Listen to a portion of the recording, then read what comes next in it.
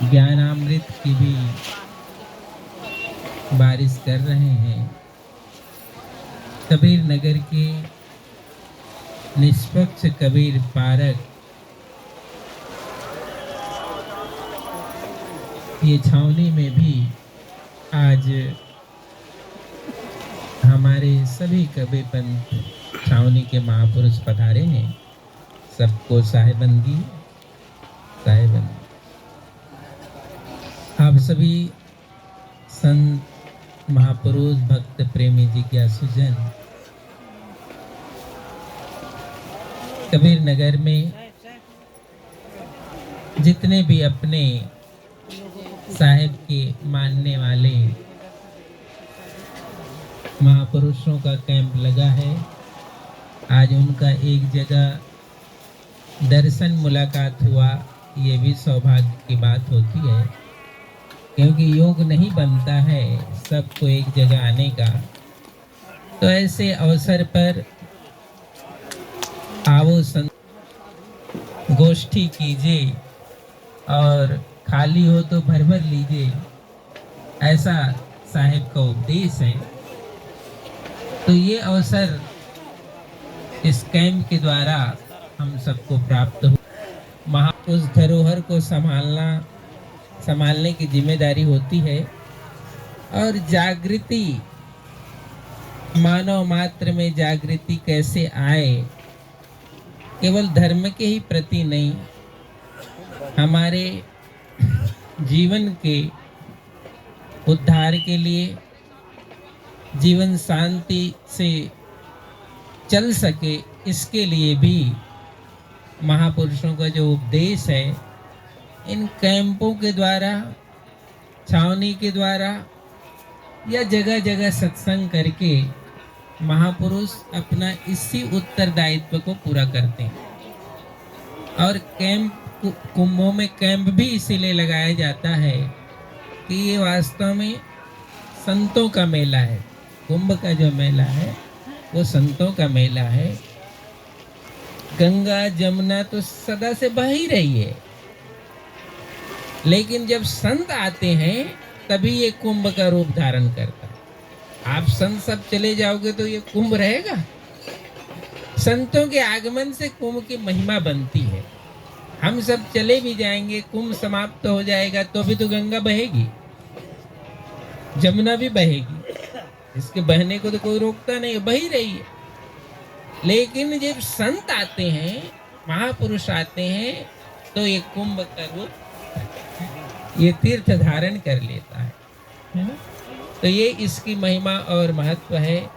साथ ही साथ जो भारतीय संस्कृति की आध्यात्मिक जो गरिमा है, वो भी इसके अंदर छिपा हुआ है। कालांतर में चल करके कोई भी महिमा का स्थान के कई आधार बन जाते हैं, कई रूप बन जाते हैं। अब उस पर गहराई से जाने की जरूरत नहीं है। ये है कि चलो, इतना बड़ा तीर्थ के नाम से परमार्थ होता है, एक जगह संतों का दर्शन होता है, और एक ऐसा भी अवसर होता है इस समय कि लोग सेवा करते हैं, है ना? अन्न सेवा, धन सेवा, भूखे को, अब साहेब ने कहा ना, भूखे को कुछ दीजिए, यथा शक्ति जो होए, ता ऊपर शीतल बचन लखे आत्मा सोए। तो भूखे को भी कुछ वितरित किया जाता है। तो कई महत्वपूर्ण कार्य कुंभ के द्वारा संपन्न होता है। और भी जो संत महापुरुष हैं, कुंभ क्षेत्र कई मायने से याद किया जाता है। इतना बड़ा विशाल मेला को देखने के बाद बहुत से लोगों के हृदय में संकल्प पैदा होता है कि मेरे को भी कुछ करना चाहिए, हमें भी कुछ करना चाहिए, ऐसा संकल्प पैदा होता है। इतने दान कर रहे हैं, इतने पुण्य कर रहे हैं, इतने सेवा कर रहे हैं, तो कोई नया आदमी आता है, उसको देखता है, तो उसके अंदर भी संकल्प पैदा होता है कि जी ये सारी दुनिया कर रही है, लोग कर रहे हैं, संत कर रहे हैं, भोजन बना रहे हैं, भोजन वितरित कर रहे हैं, परोपकार कर रहे हैं, दया धर्म का पालन कर रहे हैं, हमें भी करना चाहिए। ये भाव का जन्म होता है। तो देखने से ही तो होता है। तो कुंभ एक महीने में मनुष्य के लिए कई द्वार खोलता है, क्योंकि जब हम दर्शन करते हैं तो दर्शन से ही कई चीजें हमारे लिए सरल से सरल हो जाती है। तो इसमें परमार्थ भी है, सेवा भी है, और मैं समझता हूँ हजारों सालों से ये कुंभ मेला लग रहा है, लेकिन पहले सीमित रूप से था।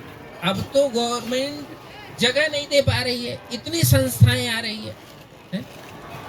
तो इतनी संस्थाएं कैसे आ रही है? ये कुंभ का प्रताप है। चाहे वो कुछ भी महिमा हो, इसकी महिमा नहीं होती तो आप और हम सब कुंभ में नहीं आते। इसकी कोई ना तो महिमा है ना, महत्व है, तभी हजारों साल से कुंभ की स्थापना हुई, यहाँ मेले लगते हैं। लेकिन कुंभ के नाम से हजारों छावनी हर कुंभ में बढ़ जाती है, हजारों नई छावनियां लग जाती है। इसका कारण क्या है? कोई ना कोई प्रभाव इस कुंभ परिक्षेत्र का है, जिसके कारण अंतर प्रेरणा जगती है कि भाई हमें भी इस कुंभ में कोई सेवा करनी चाहिए। कोई ज्ञान बांट रहे हैं, कोई भोजन बांट रहे हैं, कोई द्रव्य बांट रहे हैं, कोई बांट ही रहे हैं। और ये उपदेश ही है, मानव जीवन हमने प्राप्त किया है तो देते जाओ, देते जाना। देते जाने से एक तो मनुष्य विनम्र हो जाता है और खुद को आनंद की प्राप्ति होती है। इसलिए साहब कहते हैं, कबीर आप ठगाइए और न ठगिए कोई, आप ठगे सुख होत है और ठगे दुख हो। तो देने का संदेश साहब ने दिया।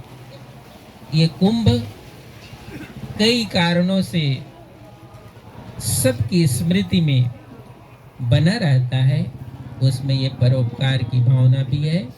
तो धन्यवाद ज्ञापित करेंगे इस संस्था के संचालक साहब को, जिन्होंने हम सबको बुला करके दर्शन का अवसर लाभ प्राप्त कराया। बोलो सदगुरु कबीर साहेब की जय।